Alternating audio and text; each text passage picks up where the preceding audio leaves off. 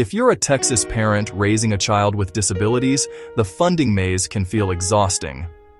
Good news! Texas Education Freedom Accounts, or TEFA, are state funds designed to bring real relief. It's a flexible budget that follows your child, not the bureaucracy, helping you access services outside the traditional school system. Texas families with a documented disability and an IEP may qualify.